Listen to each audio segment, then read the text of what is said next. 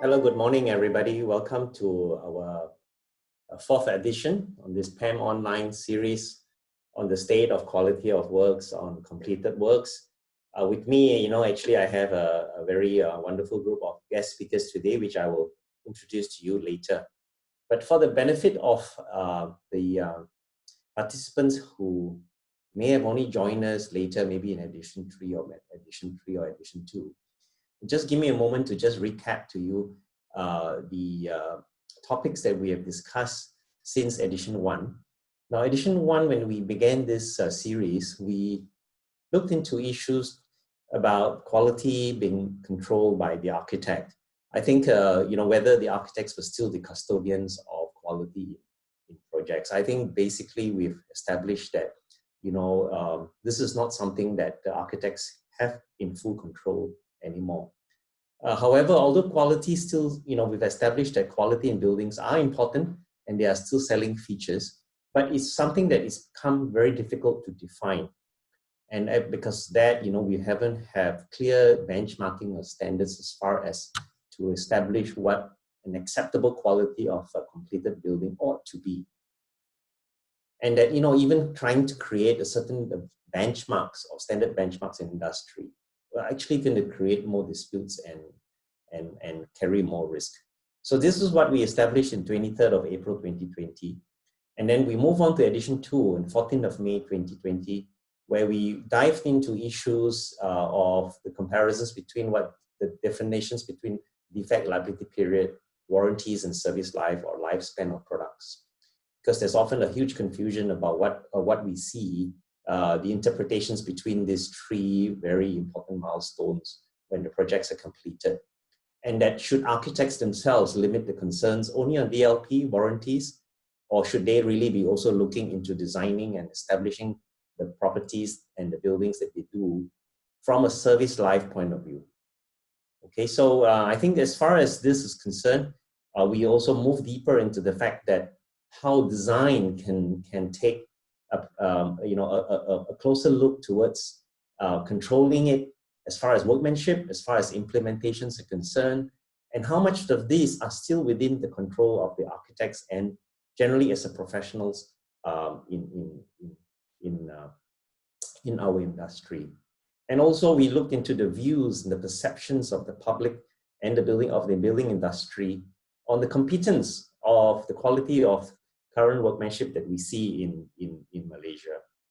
So from that session number 2, I think it was quite clear that feedback that we received from senior practitioners, professional practitioners really said, look, the understand of getting back to basics, the understanding of the roles and the responsibilities of the principal submitting persons, as far as compliance to the bylaws, as far as using and specifying materials that will not cause harm and that would be safe, and as you would declare in the approved building plans. And that you would have ensured that the construction would have followed good working practices and standards. And having complied all of these things here, you go ahead and you certify it and you issue CCC. That would basically essentially say, look, you will perform your duties as the PSP.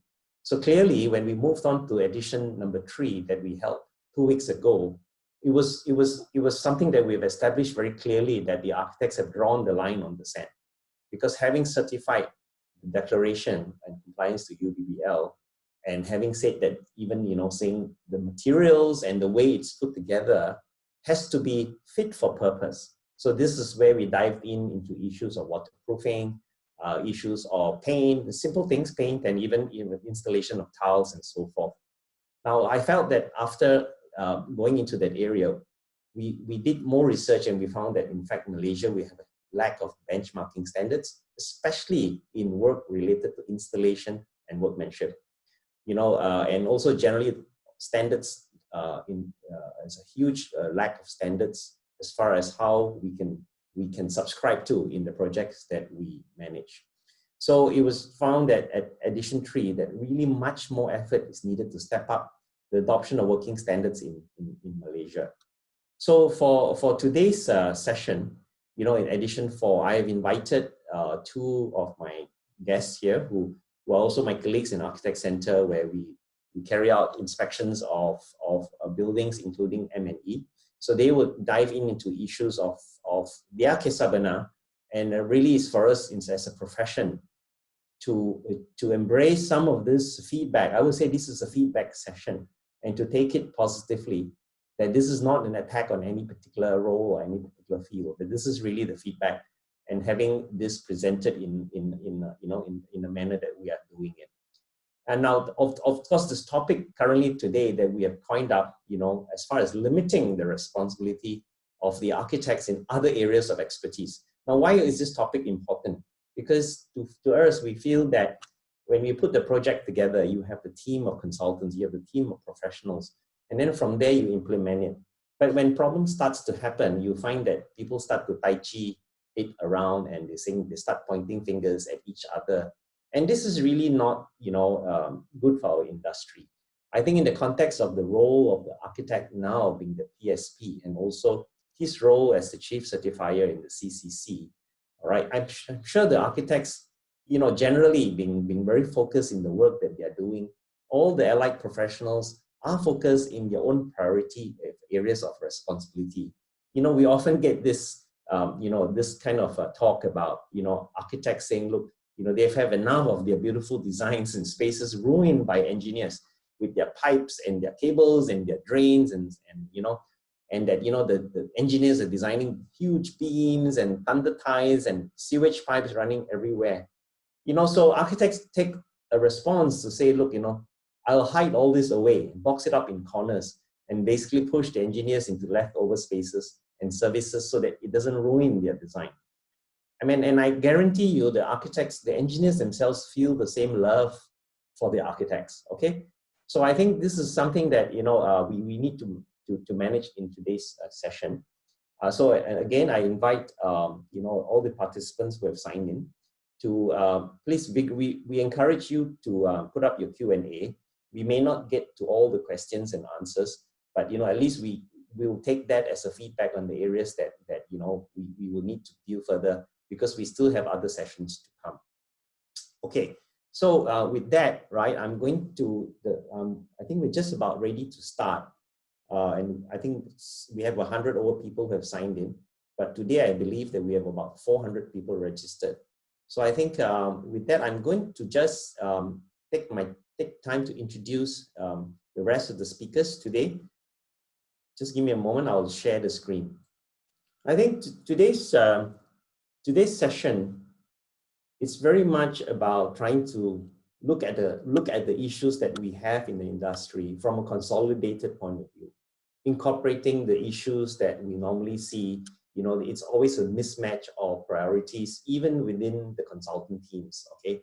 Where, there's always a standing, rivalry and joke between the consultants, and, between whether you are a mechanical engineer or even within the engineering community themselves. There's always this dynamic going on of this push-pull thing about how the buildings are conceived and created, and finally, it is delivered.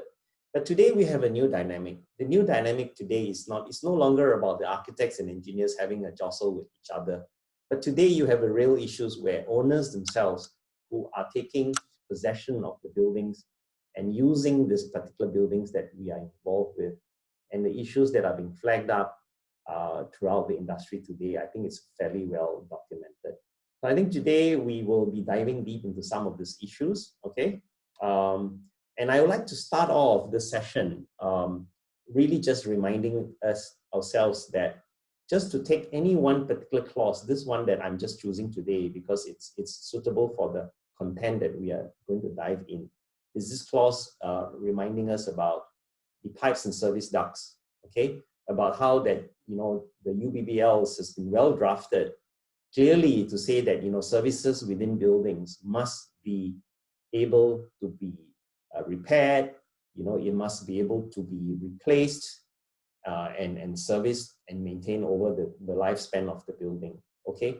So, but this is an architect certification. And if you look into this here, the first Tai Chi is already happening, okay? Where aren't these the issues concerning the engineers, and where the architect himself or herself is having to sign off this declaration. So I think this is something that we want to have this at the back of our minds when we go through the session today. So with that, I'd like to introduce our first speaker, Yen Kwan. So Yen Kwan is currently an active inspector for Architect Center, and he's been with us for almost 10 years now. And I've enjoyed working with him, and most of the times we share a lot of his findings in the trainings that we do in Architect Center, in the building inspection training courses. He's currently now the vice president of team, which is one of the largest and oldest engineering organizations that on electrical and electronics in associations in Malaysia. Okay, so without further ado, I'd like to invite Yen Kwan to begin your session. All right, thank you, Anthony. Good morning, everyone. Hope everyone is having a good start to the day. Okay, because today's topic obviously is from a PAM's perspective, an architect's perspective. I think I'm just going to start with the bread and butter, basically, on architect, which is space planning. If you look at it, what I'm going to do is that I'm going to quickly, throughout my slides, the few slides, go through a pictorial cycle of what is happening in the industry now. If you look at, we talk about space planning, right? If you look at the left picture here, right? We have obviously a space in the switch room, electrical switch room, which the space was very limited. So what happened is that it could have been the contractors or the consultant, they have forgotten about connecting the the transformer to this particular main switchboard. So what they did was that they punched a hole through the wall in the middle of the switchboard, and they just connected the bus duct across it. So imagine with that limited space, right, the clearance, and for maintenance staff in the future, personnel, right, to be working on that kind of space is extremely dangerous. So this is something we have to really look at. The one on the right is very typical of what's happening in the industry now, and it is quite sad actually, because obviously when you talk about architect will normally talk about the number of lots allocated, parking lots, insufficient parking lot. So what this particular case happened is that in this it's actually a 5-star shopping mall actually. And if you look at the parking lot, obviously it's a OKU parking lot, and they allocate the OKU parking lot directly in front of the HT and LV room, the high voltage and low voltage room, which is, again, like I said, it's extremely dangerous even for normal people when there's fault or when there's explosion, right, due to short circuit or whatever kind of electrical fault. And it's OKU parking. It's just not right, like, it's not even supposed to be a parking lot in the first place, and then yeah, there's a parking lot there. But what we are really trying to say is that of course it becomes a blame game, because one party will blame the other party that you didn't advise me correctly, and the other party will say that you insisted on putting the lots there and that kind of thing.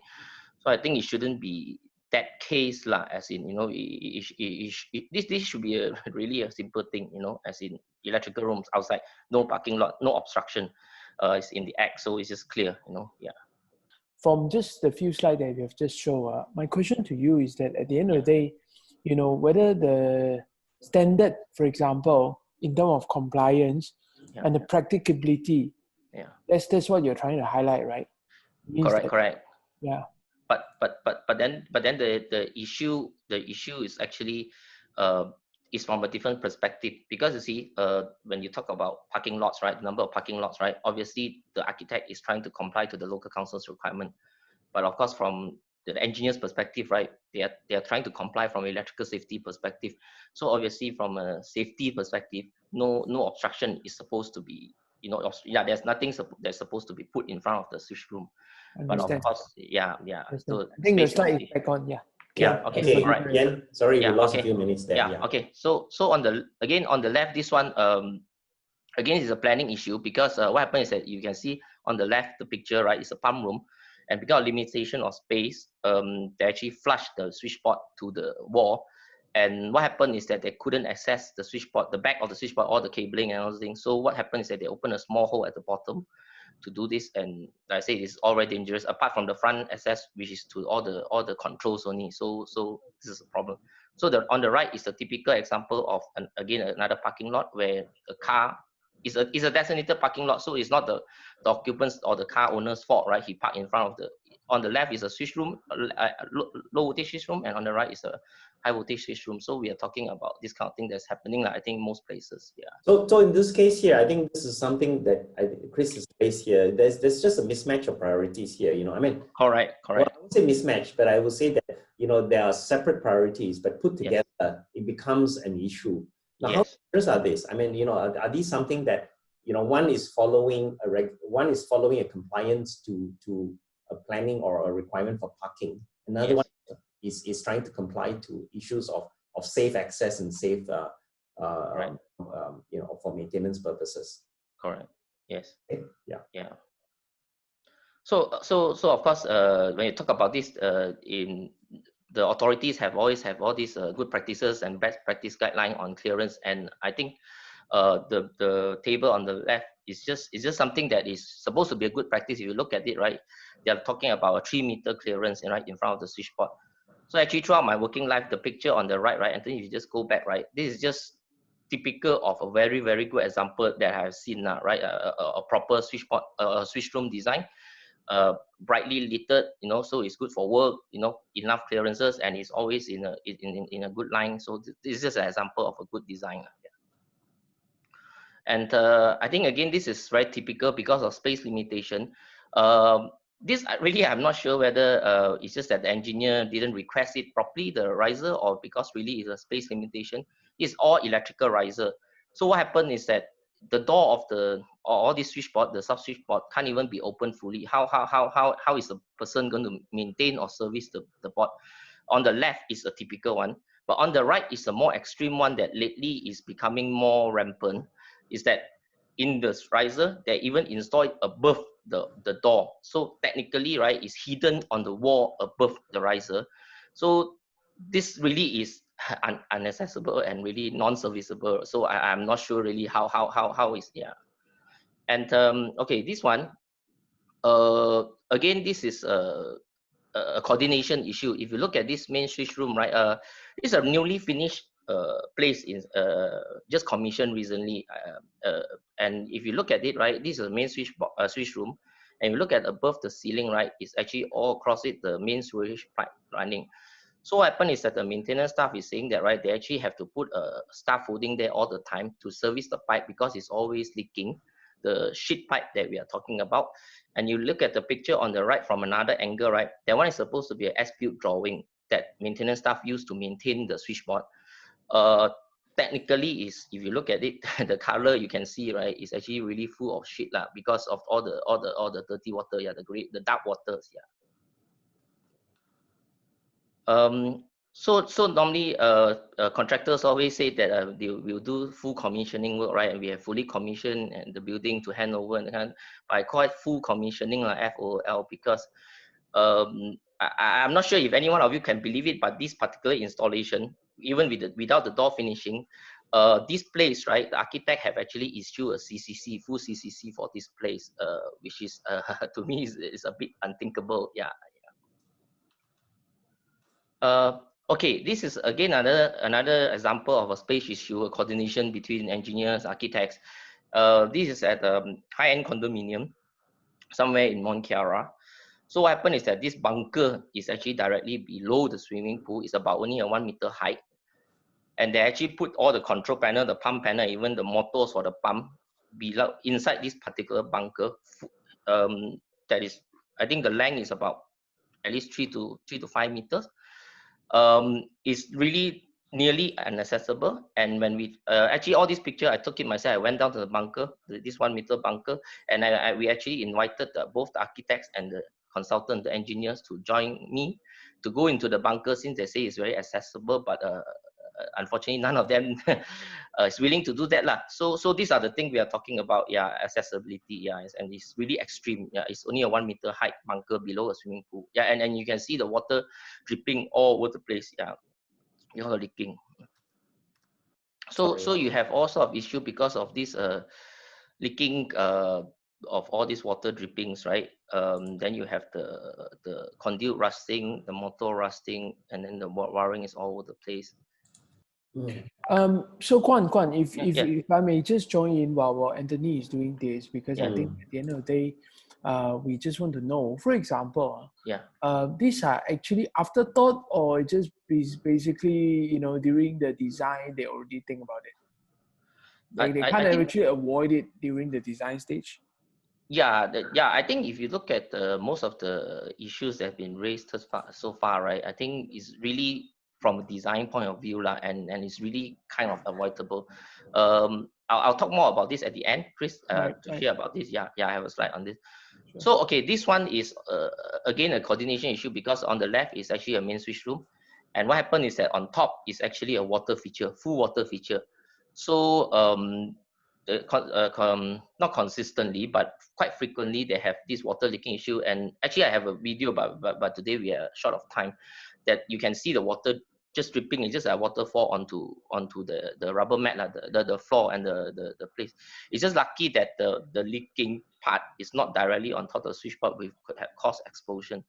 On the right, the top right, is a shopping mall again, and is in the parking lot, the driveway. So if you walk past this, right, you will have water dripping onto you, and you can see all the electrical cable and all those rusted, simply because on top again is a toilet, water pipe running all across on top.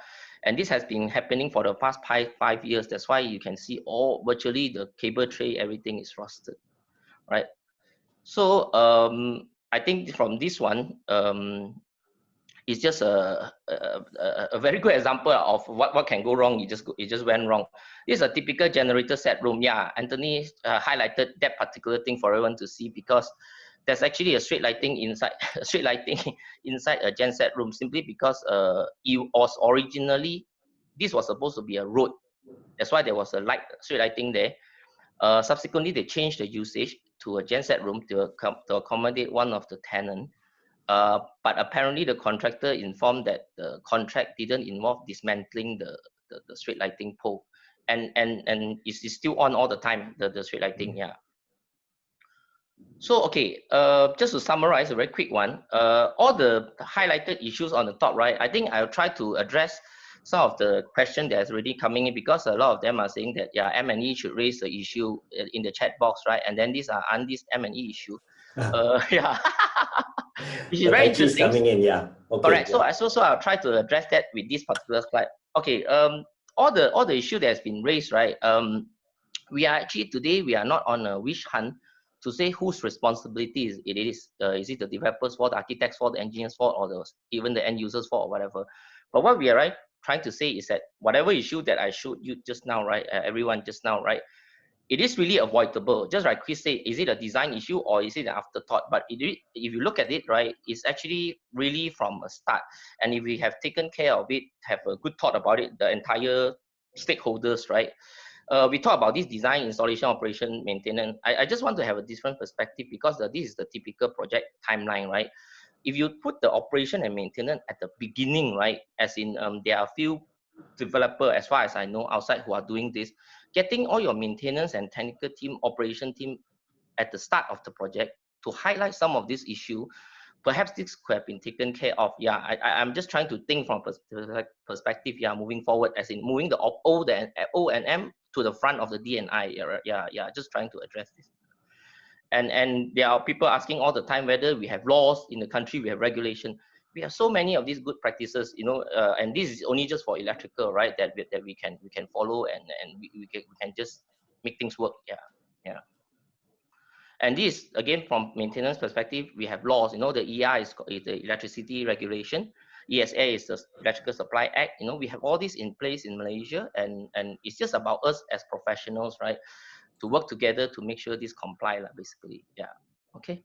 I think that is my last slide, right? Yeah. Okay. Thank you. Right. Yeah. Thank you. Okay. For our next speaker is Jack. He's a mechanical engineer. So he's gonna run through with you on his Kesabana, because we were looking into the electrical issues, and now we're gonna go into the mechanical issues. So Jack, your show, Jack. Okay, great. Good morning. How are you guys? Good morning to you. Yeah. Good morning. If you are feeling good, give me a reaction, thumbs up reaction. If not, then you just give me a wave. Okay. You see, I think on your slides here, you will see a man standing on a ladder. okay, this is actually, he's actually the owner of this condominium unit. I think it costs about $1 million plus. But if you look closely at what he's looking at, he's looking at a hatch, right? And you imagine it in a 1 million ringgit condominium, you have a hatch there. Okay, originally the hatch wasn't there. Yeah, and there was a complaint because foul smell was coming out, and we suspected that there may be something behind the hatch that we didn't know. So we requested the owner to make an opening, and what we saw was something on your right. Okay, it is actually a sewer pipe. Okay, so this sewer pipe is actually running all the way from the top to the bottom, offset at this level, and go to another duct and go down to the external sewer again. So what the question is? The question here is that what is this sewer duct doing behind here, and why is it there? So like what Yen Kwan has said just now, we are not here on a witch hunting program, but rather we are here to understand some of the things are being done, or some of the things are being practiced in the industry. So you ask me, okay, maybe Anthony would like to show the next slide. Yeah, well, in this room, what is this room? Is this a room? It's a living room. Okay, all right. It's a living room. So okay, you will see that all the sewer pipes, all the sewer pipes are leaking, and the toilets are leaking, and you have problem identifying where the pipes are. Okay.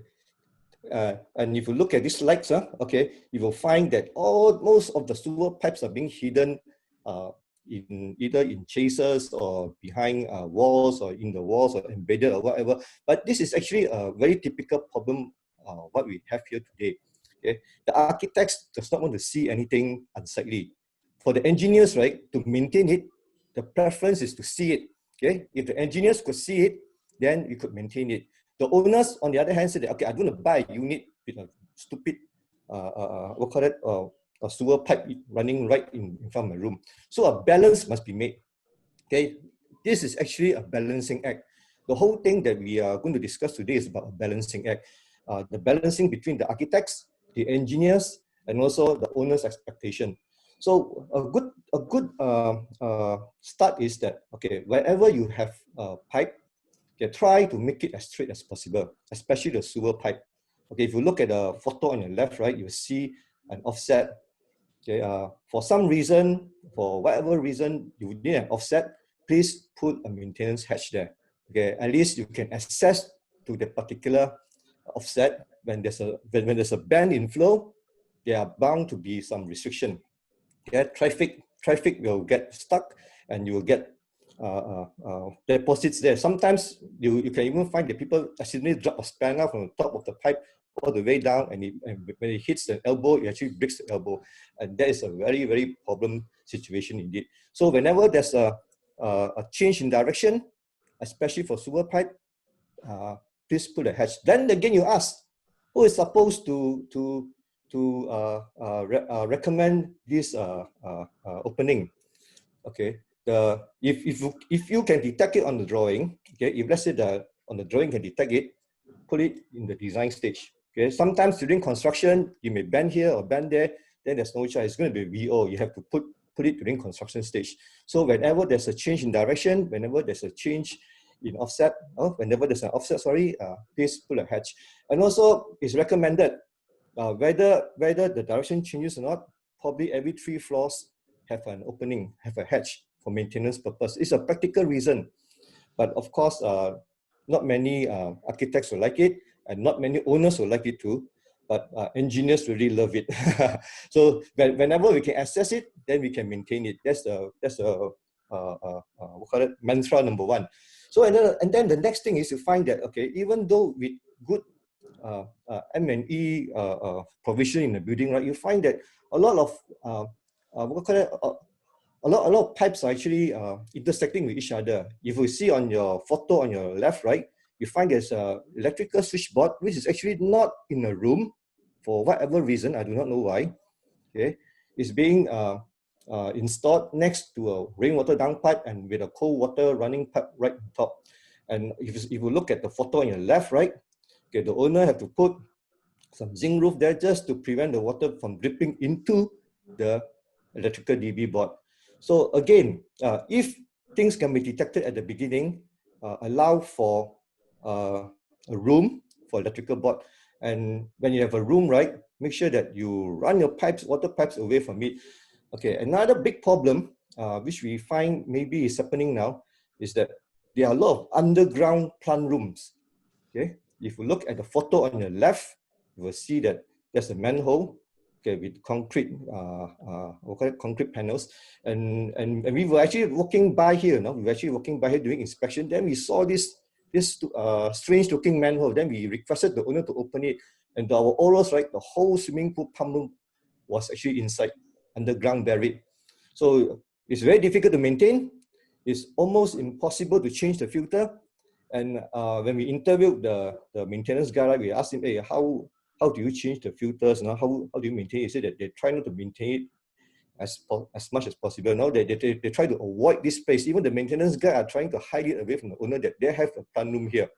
So this is the thing that we have been facing all the while. And if you look at this photo again, it's a nice hotel. Okay, you look at the picture photo on your left, it's actually next to a swimming pool.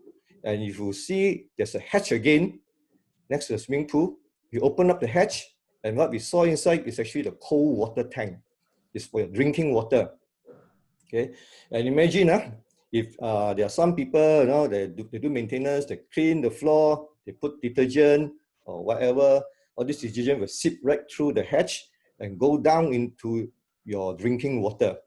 So this is something that it's a bit of problem for us too in this industry. Okay, now there's so much for the plumbing side. So we look at something that's more towards your everyday life. I mean, every day you install aircon in your room, you install aircon in your house. But look at some of the places where they put the outdoor units. Okay, the outdoor units are the place where they have to reject heat. And if you place too many outdoor units together, if you compress it into a small space, the area gets hot. And when it gets hot, right, the compressor trips. So if you look at the photo on your left, you can see that there are a lot of building owners, they actually install additional flexible duct just to divert the air out, just to divert the hot air out from the aircon latch. On the photo on your left, right, you see that some of the lures, which was designed for aesthetic reason, was being removed. Okay, the reason is that the lures are actually blocking the air from blowing out, and the air, when it hit the lures, it bounces back and it trips itself. So there are a lot of things that can be done. And also, when lures design are concerned, right, actually we would like to work with the architects. Okay, because as far as lures design concerned, engineering technically, the least amount, the more amount opening, the better.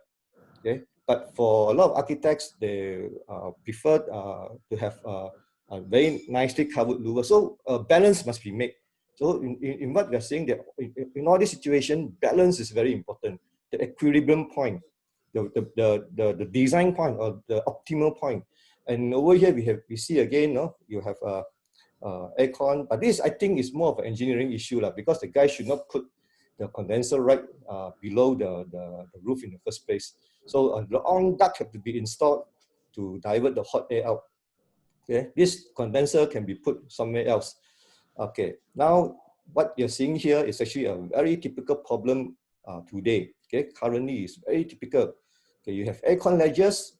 Okay, that actually is quite impossible to install and quite impossible to maintain. Imagine that if you are living in probably a 20th or 30th floor, and you need to access to your air conditioning units, your outdoor unit, maybe you need to upgrade your aircon, or maybe you need to change the whole aircon unit, the indoor, both the indoor and outdoor needs to be changed.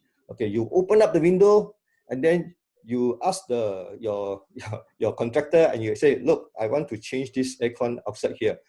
Okay, so how is he going to do it? Okay, he need to be a stuntman, Maybe Jackie Chan also have a problem installing this aircon. So one good thing is that you have to allow for good aircon ledges, optimal ledges, enough for one person to stand, and also with handrail around, so that the person when standing on the aircon ledge does not accidentally fall over. Okay, it's very important, very, very important.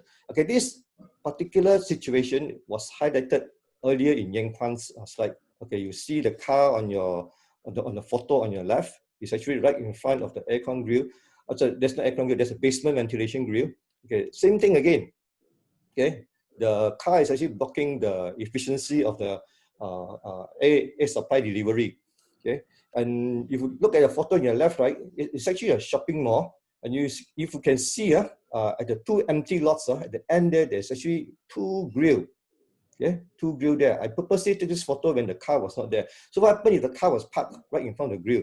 Okay, effectively you're blocking all this ventilation. And you can say it's only a basement now, it's nothing now. Okay, right. On normal time, it's a basement. Okay, but when there's a fire in the basement, right, all these ventilation vents will be converted into smoke spill. And that's when your dissipation and your removal of smoke is very, very important. So at any time, try not to block. So now, as a participant on this webinar, okay, when you drive around this shopping mall, right, if you see an empty lot in front of you, will you park it? Please do not park it if there's a grill, even though it's empty. Okay. Great. Okay. So I don't think that will happen. You'll still take the parking. I will. Great. Yeah, I think I would too. Even a substation, they park what? Okay. So you look at this situation here.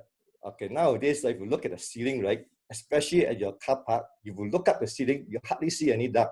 Okay, because I think for the past few years, the industry has been promoting jet fans. Okay, jet fans are good. Okay, but installing jet fans, you actually reduce the amount of duct. In fact, you remove the ducts. There's no necessity for duct. One jet fan will throw the air to another jet fan. The other jet fan will throw the air to another jet fan, and then the last jet fan will throw the air out of the building. A very, very good approach. Very, very good as far as space saving is concerned. But if it's not implemented right, it can be the most disastrous thing you ever have in the basement car park. Okay, if there's a blockage in front of the fan, the whole system fails. Imagine now you have fan A that deliver fan A that deliver air to fan B, deliver to fan C. If fan A cannot deliver the required air to fan B, the whole system fails. It's actually a chain. Okay, this jet fan ventilation is actually a chain. So if one of the jet fan fails, you can safely say that maybe most of the time the system will fail because you do not know where the fire happened. If the fire occurs exactly below the jet fan that's being blocked, you are very sure that the smoke will not be dissipated at all.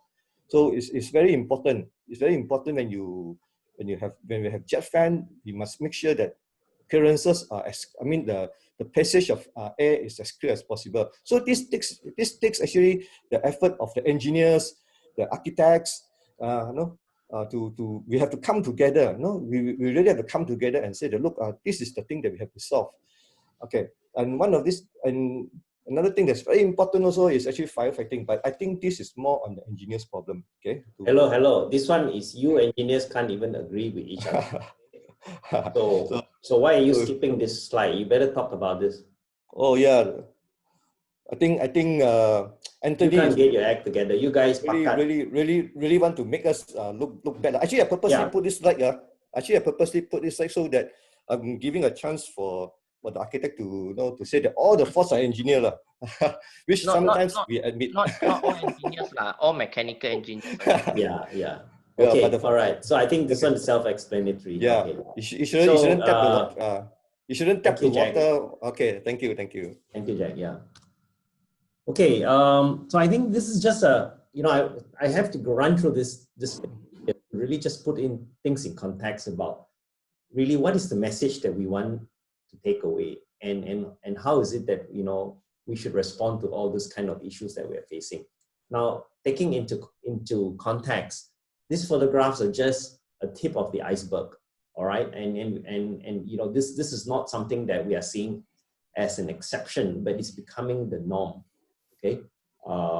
So with that, right, I've asked Chris to give us his view, as a professional. Is this a minefield that we are moving into? Is this a minefield that we have built ourselves and painted ourselves into a corner? So, okay, Chris, can I invite you to take on this session from here? Sure, thanks, Anthony. Can you hear me? Yeah, everything all Yeah, right? well, yeah. It's good to follow Jackie Chan, you know. Jackie Chan is there, right? His name is Jack Chan, right?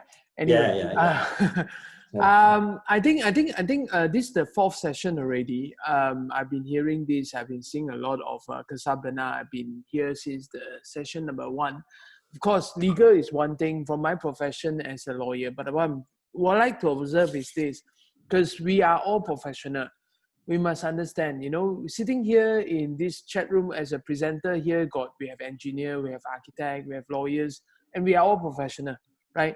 And when you have professional, what happens is that, which means we are very focused into what we do, right? And only looking at that. And if you ask me, why are we bringing it up in the PAM series and all this, is because, again, it's the role of the architect, right? Because we want to ask ourselves, you know, because we always say the architect is always the SO, okay, pronounce it correctly, yeah, supervising officer, SO, right? So in that sense, right, they're supposed to look at the entire thing in the big picture. And, you know, when everyone use this thing called balancing act, you know, Jack used that a lot. Kwan also say a little bit about balancing and wonder how do we balance, you know. I think the conflict is in terms of the compliance, right? And there's also practicality and also afterthought. I think afterthought is very simple. You never actually can imagine it until it's built, right? And I think commercially, we have to, I'm just asking, you know, one of the questions I want to pose forward is that, shouldn't there be some discretion, right, given, right, to someone, right, who can take control of this and really make a decision on the most practical basis rather than on a blind compliance, just because they say you cannot do this, so therefore we are putting it this. You know, at the end of the day, the need for maintenance, my question to you is that, really, are we preparing ourselves for that 10% or 20% of downtime, or are we preparing ourselves for 80% when it's performing well? You know, that's really an issue that we need to address. So to the next slide, that's why I'm putting a question to say, how can we be more professional than professional? You understand that? Because at the end of the day, we all try to be more professional than each other, right? We have a problem with the slide again, right, Anthony? Yeah, I don't know why. Okay, don't worry. So I'm just highlighting to everyone, I mean, in relation to this, let's take it from a legal angle. Right? Just now, I think Kwan showed a case whereby there's a CCC and you think that, you know, and when I look at the picture, I will say that, yeah, which part of it is CCC, right? and really, if that is the case, I'm saying to you is that at the end of the day, right, it depends on interpretation of the people also, right? At the end of the day, we have standards, correct? But there's a person interpreting the standards, right? Before it reached the judge in the court, which is what I deal with from the perspective of law, my question to you is that the professional make the temporary judgment, correct? They make the working judgment because that judgment allowed them to move forward. Because otherwise, it will never be complete. Every time we need someone to come and check again, and then very simple, you need an auditor, then you need an auditor for an auditor, and then auditor for another auditor, correct? Which is the text about the sub kind of situation, right? So my question to you, how many professionals are involved in ensuring and assessing building quality? Because I think there's plenty, right? And if you look at building quality, it's very subjective thing. My question to you, see, those kind of issues that we have highlighted throughout the 4 sessions, which have seen a lot of those photos, I'm just asking a question. I can tell you one thing, right? Number one, it is all comply. It must have complied somewhere, right? Compliance-wise, it must have met certain professional expectation, right? Otherwise, it will not be even approved. My question to you, does it mean compliance equal to building quality? That's where the problem is. Because we seem to think that because we're rushing, the target is not about building quality. The target is about comply with the standards. And that's why we have the mismatch. One authority say that, the other one say this, you know, and then everyone come in, and then at the end of the day, we're just trying to hit the middle ground. Okay lah, never mind lah. The cold water tank is just next to the swimming pool or the floor lah, wherever that is. But the whole idea here is about compliance. What are we being driven? because at the end of the day, there is a practicality in terms of vacant possession date, right? There's a CCC require. At least I need to do the word CCC there doesn't actually tell you need to ensure building quality or maintenance, because at the end of the day, it seems to assume to me that when you use the word compliance and completion, my question to you is that really did all the standard all meet? So the question is a checkbox mentality, right? The checkbox, you look at the tick box and it just tick, tick, tick, tick. It doesn't look nice, doesn't matter, not practical, doesn't matter, but it tick. Correct? I think that's important. And then the next thing is the layering of multiple standards and the lubang in between. That's what I'm trying to say. I'm trying to adopt Anthony's way of reaching out to you in terms of the presentation. That's why I use the word lubang, right? You know why? Because when you have the electrical engineer problem and then you have another mechanical engineer perspective all put together, and then they're intertwined. So when they're intertwined, that's where they can't cover everything, right? And when we look at it post-completion, we can see all the lubang, all right? So when you see all the lubang, the question is that, we are hoping that, you know, when my first question, how many professionals are involved, right? Remember the sub situation, I love that slide, but I'm highlighting that, you know, when you have multiple standards being involved, it's actually layering. So at the end of the day, we all take care of each other, right? Because I can always blame another person can always blame another person, which means the liability is not in full with me. I can't say full liability, I can only say part liability, if at all anything, or no liability, right? So it's the understanding and positioning of the professional, ongoing trade war. Well, I use the word ongoing trade war, of course I'm playing with the ongoing trade war here, but it's a war between different trade. Yes, I'm the guy who do this, I'm going to do this and whatnot. They will always say, hey, how come they do this? I can't do my work.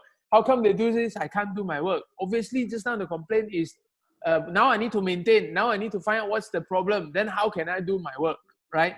Again, the priority is not being given. So whoever is the most garang one, right, will take control of the trade war. Very simple. Look at US now. They will just say, okay lah, tariff everywhere. And say no 5G in US is fine. So they're trying to be very garang, but are they being logical? Are they being rational in this? So again, this is the trade war situation. The eternal romance of three kingdoms. Why do I say this? Commercially, you have buyer, developer, and professional, right? So I'm saying to you, the buyer expect this to be their dream home. The developer aspire, right, to be something else, right? And again, they're driven by bottom line. Professional being squeezed and there's headline. So I'm saying to you, it's always fighting, right? Perception versus expectation, because at the end of the day, this is what I perceive. It should be done nicely. We can just say that it could be a design issue, but how far can we go, right? So let's go to the next thing. I think at the end of the day, I just want to highlight to you, there's this question about liability legally, because I think defect liability period, everyone learn to ask this question. First of all, defect liability period, I just want to highlight to you is that number one, right, is a contractual thing. Okay, what does it contractual means? For example, in a contract whereby you buy and sell a house, that's 24 months, correct? Right? So it's there.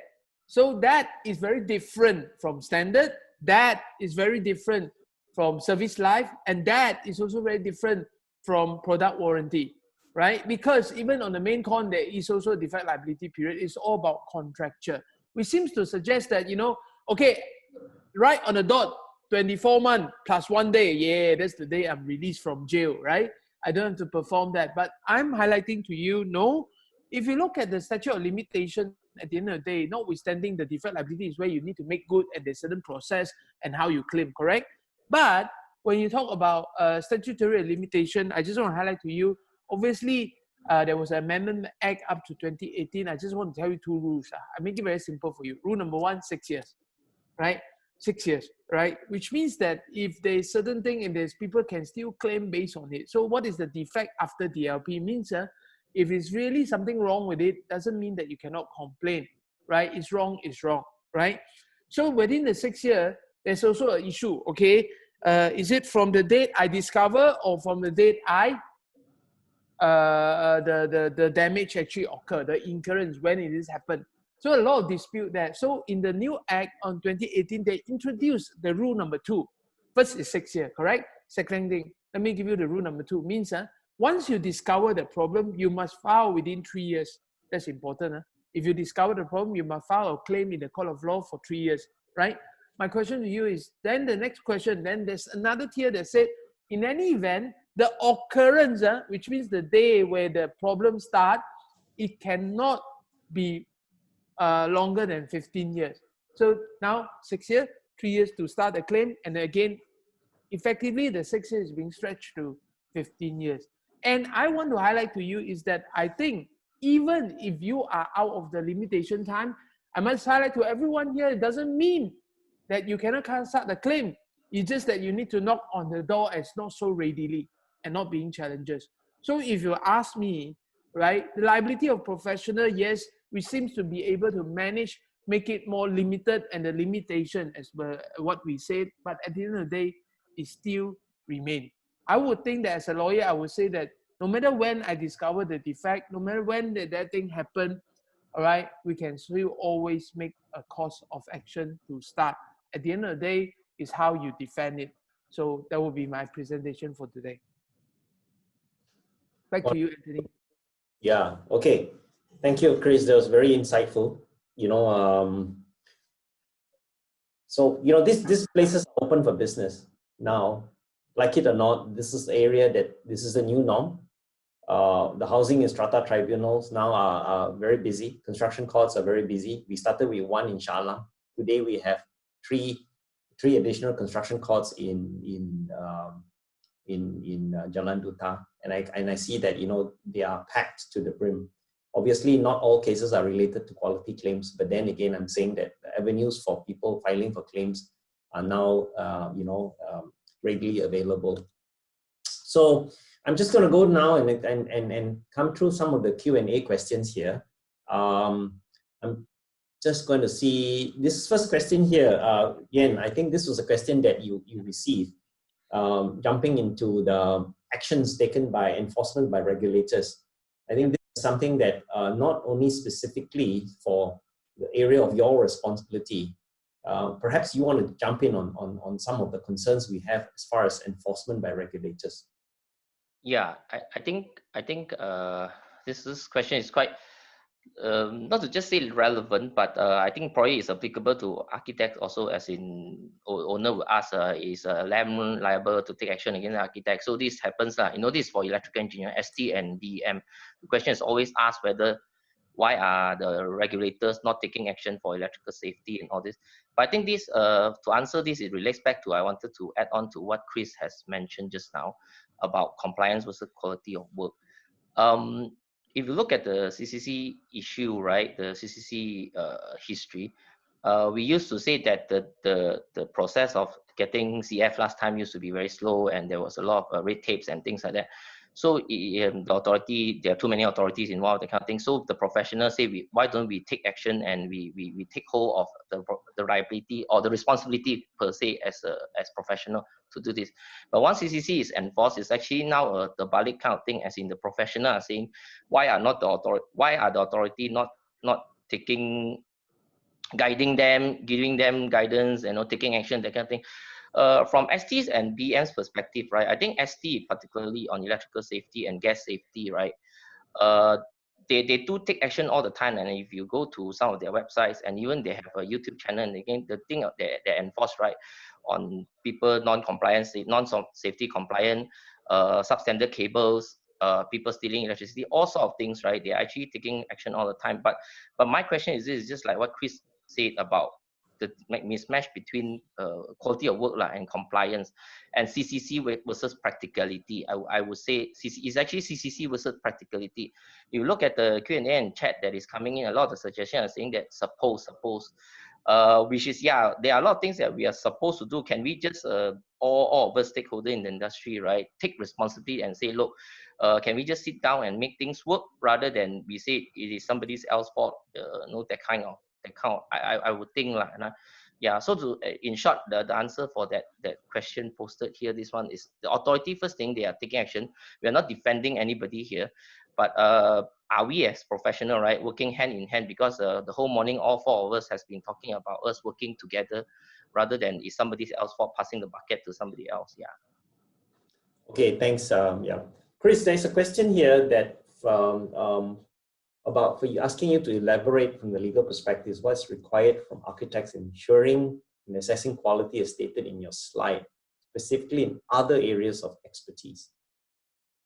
I think here the question is probably geared towards the fact that as the lead consultant, as you mentioned, somebody who's an overall, perceived to be an overall in charge of the entire process, right? And also being tasked of issuing the CCC.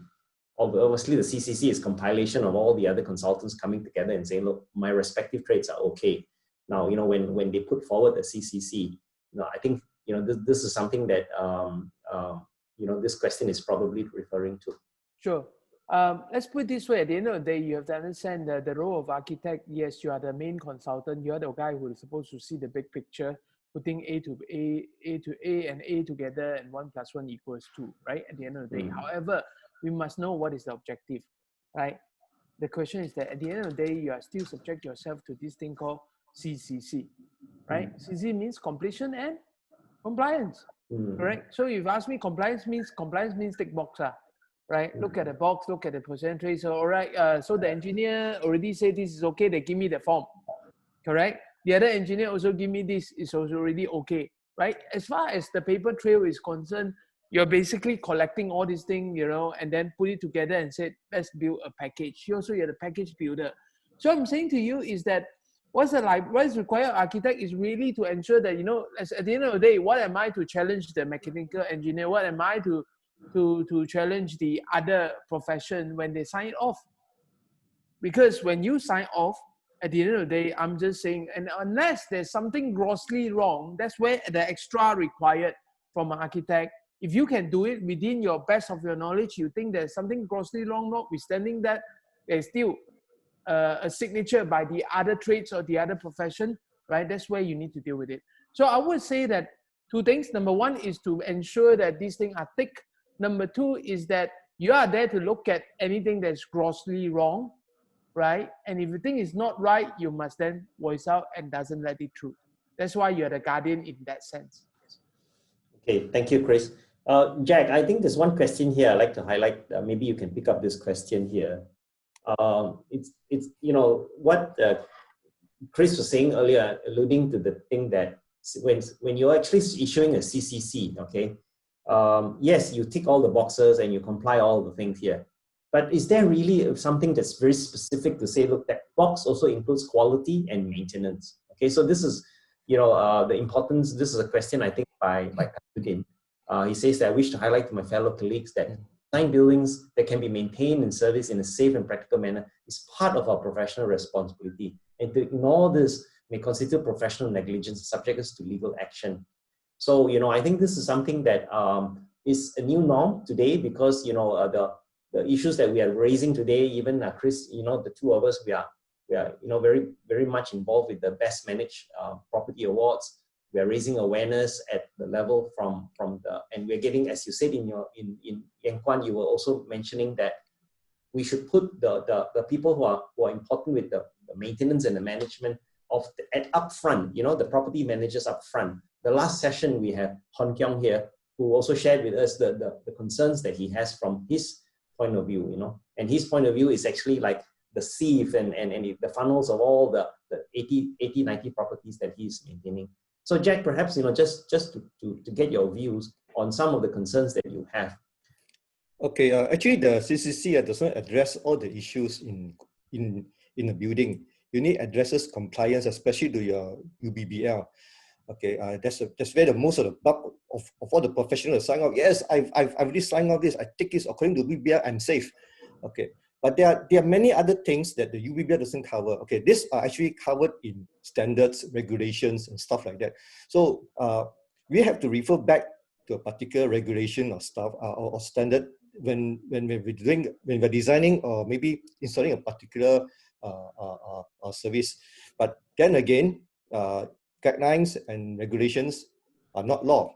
They are just guidelines and they are just standards and they're just regulations. So how do you ensure that all these standards and regulations are being applied in the building? Is you have to put it in during a tender process, during a contract signing process, and even as far as when the building is being designed on the first day, together with the architects, the preliminary design, you must actually incorporate these standards into your design intent. And when all these design intent are being put in, especially if you have one on maintenance, there may not be one in Malaysia maintenance, but you can adopt it from a foreign country or whatever. You can actually put it inside a contract, and everybody may not be bound by CCC, but is bound by the Contract Act. So this one way which I think is applicable. But then again, okay, the quality of the building is actually very difficult to determine. It's not to say that I get this building and my quality is good. It's actually a very, very complex situation. You just imagine that, okay, in a building construction, probably maybe 2 or 3 acres, or maybe 4 or 5 acres of land, you have more than 200 or 300 different trades going in. Some even go to the extent of maybe 300 or 400 trades, different trades going into a small acreage of land. And the trade war, right? Trade war. And that's a very, very complex situation. For one person to manage all these trades is virtually impossible. That's why the professionals must get their act together. Professionals like engineers, the architects, even to extend the QS, land surveyors, whoever that's willing to put their name on that they are willing to sign their name on the piece of paper, must be responsible. And all these all these professionals must come together and sit and really, really have to make a very, very good coordination on how the project will flow. Chris, would you like to jump in on this? No, I think it's correct. Like I said, at the end of the day, there's too many layering, there's too many things. So if in the end of the day, the judge, even when they are determining, that's why you need a construction court in that to really people who really know about this. Because if you ask an ordinary judge, it's too much, right?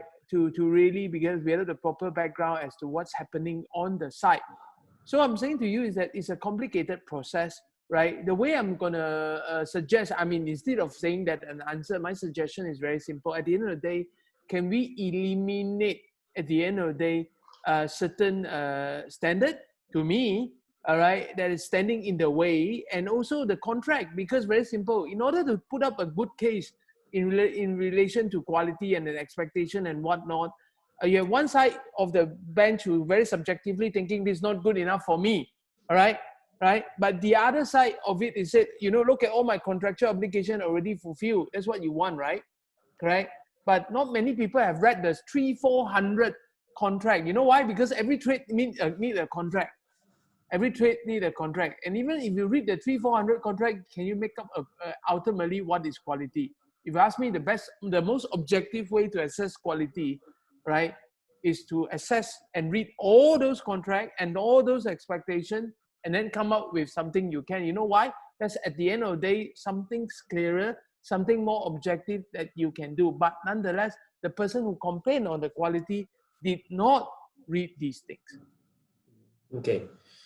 Now, Sophia has brought up one question here, and I think this is going to go on the lap here. I'm going to ask Yen Kwan for you to jump into this about how much involvement should engineers be prepared to ensure and assessing of quality, okay? And to what extent engineers expect architects to be involved in engineers' areas of work, in ensuring and assessing quality. This is a really difficult question because, like as we said, even within yourselves, you guys can't even agree, let alone, thinking that you're going to sit down with an architect and be reasonable with you, okay? Yeah, but I saw this and I thought this was a really, really good question by Sophia actually. And the way I look at it, right, if I want to be a bit controversial about it, right, is to say actually it's quite simple. As in, if all the professionals, right, at the beginning, let's say at the beginning of the project, it's just putting up the puzzle. Actually, if we all do our own homework, we all do our own work, right?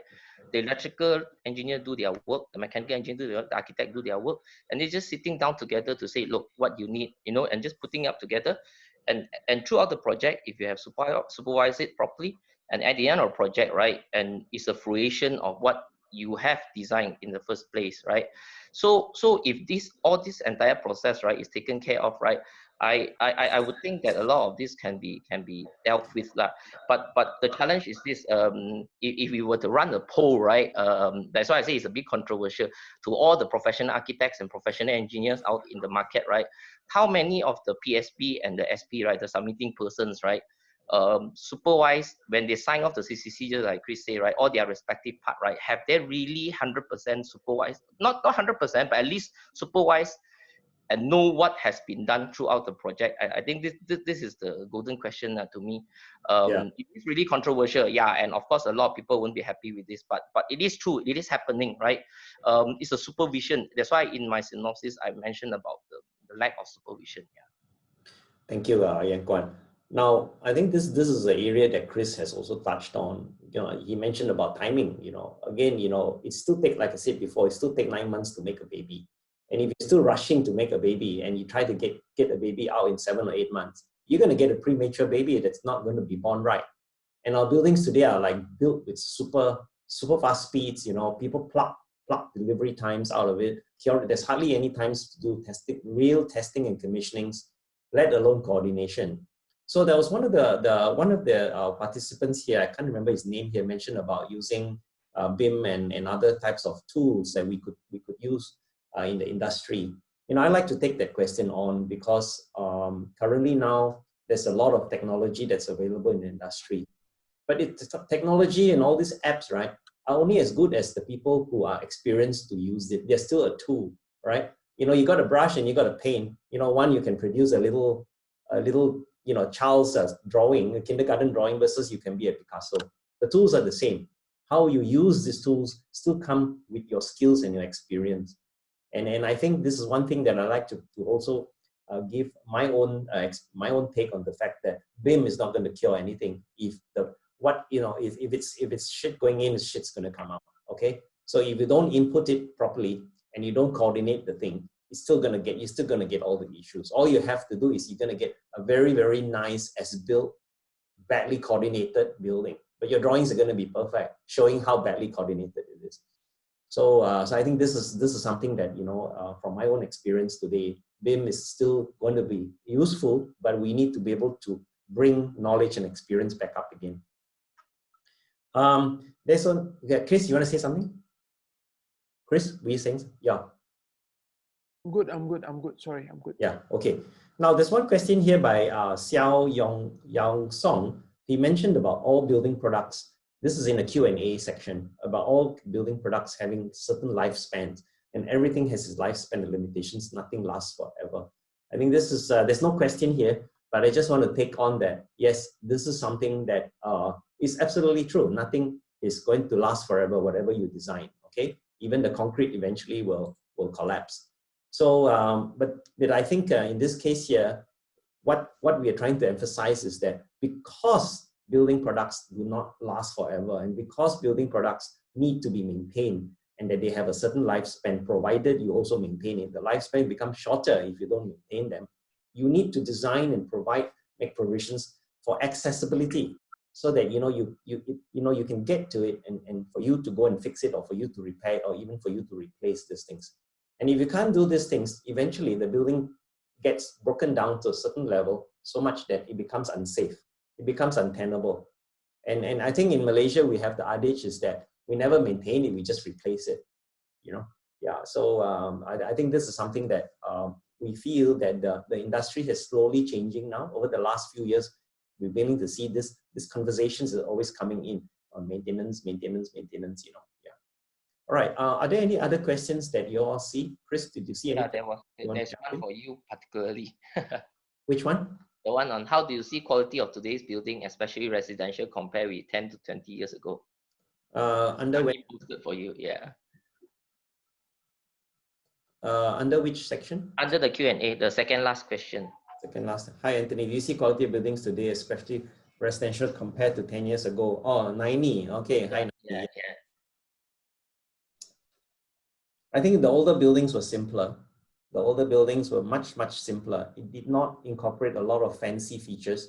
And if you were to go into these older buildings today, yeah, they may not look so sexy or they may not look so trendy, but a lot of these older buildings, you know, they were built right.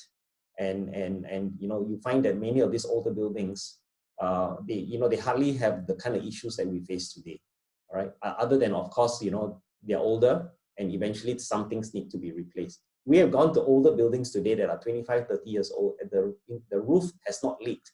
The bathroom has not leaked. Okay, obviously there are things that would have dilapidated, like pipes, you know, and we find that buildings like the older buildings, in fact, are absolutely fine, except that they're not so sexy.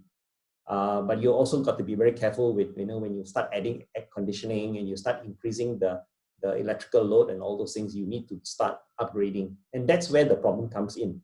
The problem comes in when all these new works come in, when you do alterations and renovations under the new quality standards, you find that most of the problems are due to the renovations, never the original issues. So in short, I would say that if you talk about specifically on quality, benchmarking, dollar for dollar, you know, I don't see much difference between what was before and now, okay? Except that today our buildings have got more complicated. Right, can I jump in on that, Anthony? Yeah, sure, Chris. Right, so I just also want to add on to this. It's very simple. I think at the end of the day, it's getting more sophisticated. All right, I like Anthony's metaphor of making a baby. At the end of the day, you know, you take 9 months pregnancy today. If you are doing a pregnancy today, it's much more complicated than 20 years ago. You know why? Because we need to do a lot of screen tests and they make sure your baby is perfect before you even give birth to them, and you need to do this check, that check, and whatnot. And agenda, you know, you need to check as to these things, you know, what are the health-wise. That's why you need to do more things. What I'm trying to highlight here is this. Building is getting more sophisticated. That's why timeline is there, right, to guide. Number two is also, what I'm trying to highlight to you is that the law, just to let you know, in the way we prepare those things, are not equipped to deal with the complication and sophistication of today. For example, we still talk about, for example, under the housing law today or whatever, we have the Housing Developer Act, talking about residential property only, right? And if this is an element in a mixed-use development or integrated development, then again, that will have a different meaning because there's difference of standard. Because just because it's residential, does it mean that, you know, it shouldn't comply with the bigger scheme of things, which is still commercial in nature? So I'm highlighting to you is that I think while we are adding things to make it more sophisticated, there must also be a conscious effort to remove things. All right? So if we can remove things, one of the suggestions that I can see, for example, in relation to removal of things will probably be industry building standard, for example, right? Then it means that if it's certified match already, then we don't really have to see the door again, for example, right? So that would be my input. Okay, thanks. There's one item here I want to clarify. Peter Ho, hi Peter. I think you mentioned here, you put a question mark on supervise. I hope you're just referring to what Chris was mentioning about what the SO meant. You know, we all know the words SO meant superintending officer, but I think the industry as a perception, they always regard that the professionals are actually supervising the work. You know, they may not be doing it themselves, but they are people who are appointed to do full-time supervisions on site. And I think that is another whole area that we should be also looking at. Perhaps this is what we could do in edition 5 and 6. You know, a lot of what the professionals are doing, you know, well on drawings and well on the specifications, and you award it to the good contractors and things like that. But a lot of it still goes down to standing supervision, doing the work right, you know, and having the technical knowledge and the competence and the hard effort to make sure that the work is done right on the site, day to day, area to area, you know, square meter by square meter. And we are having a lot of challenges in getting competent people as the clerk of works and also inspector of works in the industry today. This is something that, you know, it's a well-known thing. So this is an area that maybe I should bring in CIDB in for the next sessions to see, you know, to tackle some of these issues in moving forward. Okay, now we don't have much time left. I have to end the session at around 12:15. Okay, I promised my guest panelists, because, you know, Saturday we have a lot of webinars going on. So just to make sure that we don't overshoot that. So I think as far as questions are concerned, you know, are there any other burning questions that you all want to ask? Maybe we can take one last one. Any of the questions here that any burning ones that you want to jump in? No? Okay, all right. So I'm going to go on and finish off the slides here. I think just like Chris mentioned, perhaps you should end by having the sub one. Yeah, I'm going to do that. Yeah, I'm going to do that. I'm going to do that. Okay, yeah. Yeah. I think it's just so typical of Malaysian construction industry. Yeah. Correct. That's why we call it Hamplang sub, right? So yeah. Boleh lah. Okay, here we are. I think this one here, Yen Kwan, I'm going to let you take 2 minutes to do this. Yeah, I think this happened towards the end of last year. This came out in a report. I think everyone can just Google this. It's on the internet. It's actually actual news. What happened was that a businessman wasn't happy with another businessman who owed money, so he engaged this hitman, this killer, and he agreed to pay him 2 million renminbi, China yuan, right, to kill the other party. So the guy who promised him and get the 2 million renminbi decided he was too lazy to do it, so he hired another hitman and pay him lesser. So the second hitman decided he wasn't wanting to do it. He said he wanted to make the profit out of it. He hired a third and a fourth. And the last hitman was promised 200,000 renminbi by the fourth hitman. So technically it's 10% of what was the original price. So this fifth hitman was so pissed off with the price that he was being paid, he decided to report to the police. And if you see the picture down there, all 5 of them, I'm not sure what punishment they got, hang or whatever. Yeah, but this is the sub hitman story. Yeah. So I think the moral of the story here, has got that, we come to an industry today that, there's always going to be somebody else, another sucker is going to do it, right? But eventually you get to a point where you get to a breaking point. So this is something that, we really should start thinking, are we in this kind of same, subcontracting mindset here, whether it is in responsibility or whether it's actually in getting the work done.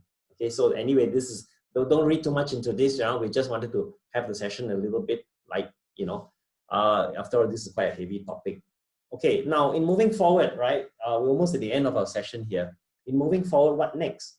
Because, I think four sessions here, as what Chris said, we have enough of having to see all the Kesa Bena issues where the proof of the cake is in the eating. You've heard feedback from the property managers, you've heard feedback from the industry-wide professionals, and obviously you probably will hear a lot of feedback from the customers of your own clients, your property developers. So here, I would like to just end to say, look, I think in green here that we should confront these issues, okay, on quality and workmanship, okay? We have to confront them. It's not going to go away. Now, how are we going to confront it? I don't have all the answers. As what Chris was even alluding to was that, we should perhaps get all of these standards together, all of this together and start somehow or other do the hard work. I've approached a lot of people. I think that we can do it, except that we need to have a true commitment and effort to come forward with some kind of benchmarking that we can use. But currently now, based on the current standards that are all fragmented and the priority is under individual allied professionals, we are not going to get there. It's just going to, it's just going to make, we're just going to see the same thing. And also take it positively that we should take these defects as a resource. It's like a feedback session. The more defects you have, the more things that you really need to come back and say, look, whoops, we should go back and see how we should perhaps change the way we are approaching it. So I think, we are not open up to many of the developers or the property managers who are the decision makers here. A lot of architects are also having their hands tied as far as, having the ability to change the way things are being done in the circle of influence that they have, okay? So I think here, I just wanted to let you all know, because after the RMCO, a lot of y'all probably realized that we've not been able to do any inspection training courses for the last 6 months due to obviously the COVID situation. But we are now going to resume again. Let's see, how the government allows us to start doing group trainings as well, where we're going to start focusing on quality and safety on our building inspection training courses. So just stay tuned on this one here. I did promise y'all that I will talked to you about the pillow last edition 3. So this is my funny story here. There was an inspection here. Now the guys on the ladder over there are actually, we are in the master bedroom, as you can see. And this was a level 1 of a very, very prestigious apartment. And somehow or other, there was this, there was this complaint that the owner, the guy who was renting this place was very unhappy. He says, look, in the middle of the night, I hear water noises. So he actually went up to the ceiling, opened the ceiling, and then you see what he did was, because there was a sewer bend pipe there, right above his master bedroom, from all the floors above, because somehow or other the sewer pipe had to bend here and bend there due to the different designs. So he had to wrap his pillow and his rug around that bend, just so that it would muffle the sound of the sewer above his bathroom. So can you imagine the kind of difficulties this guy had? And eventually he moved out. That's how we managed to get into this unit to investigate this issue. And also we see the same thing where people using foil and other things to wrap up, just so that they can muffle the sewer line. So every time somebody flushes, he can't, for him to get a good night's sleep, he has to actually put the pillow on the sewer pipe bend. Okay, so these are some of the pictures that I'm just showing to you to invite you all to perhaps participate more in trainings. We have these training sessions in PAM. And these training sessions are not only open to architects, but in fact we've opened to the entire industry, whether you're an engineer, architect, inspector of works, property manager, and so forth. So stay tuned, or you can always contact us. Okay. So now, and this is my last slide here. I just wanted you all to get you all ready for our edition 5 and 6 that are coming sometime in September. We will keep you informed through the PAM online, and the topics, I would say, would really be based on the survey. We are going to prepare a survey and through Google Forms, and we will distribute to all the people who have attended our session or the last 4 sessions, and also to industry-wide. We want to make sure that the last edition 5 and 6 will be something that we are going to feel that we can have something to take away from the first 4 sessions here. Okay. So with that, Yen Kwan, have you got any last things to say? Chris, Jack, can I invite you each one before we close the session? Yen Kwan? Yeah, I think it's just simple. I just go back to the issue again of compliance versus quality of work and CCC versus practicality. I think it's just important that all of us work together hand in hand and to solve. Because if you even look at the Q&A and the chat box, right, there are a lot of very good suggestions. But basically, as long as I really do think that all the thing that is posted by me and Jack today, right, is avoidable. Yeah, that's all. Yeah. Jack. Yeah, thank you so much for this time. I really enjoyed my time here. Really enjoyed talking to you all, and I hope you enjoy whatever we have presented to you also. And I think it's good that I think all the industry we need, especially architects and engineers, right? We need to get together, get our act together, and let us do not make ourselves a laughing stock. Okay. Thank you so much. Chris.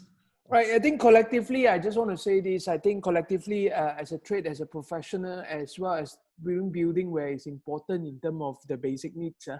I think I only have one word. This is actually KISS, keep it simple. If we can remove some of the earlier thing, right, and make it modular in a way, all right, and then we can add the sophistication from whatever. So make it simple first before we make it sophisticated.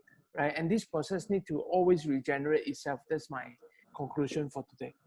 Okay, thank you very much. So with that, I'd like to thank the chaps at PAM Online. I'd like to thank Sophia for taking the lead in inviting us for these last 4 sessions. Well, I've enjoyed myself. And Chris, thank you so much for accepting our invitation to join us in this PAM Online series. So I think there are other messages that the organizers will show after this session. So there are other things that you will do. So with that, I would like to say thank you to all our participants and also to all our guest speakers. See you and have a good weekend. Thank you. Thank you. Thank you. Thank you. Thank you. Thank you.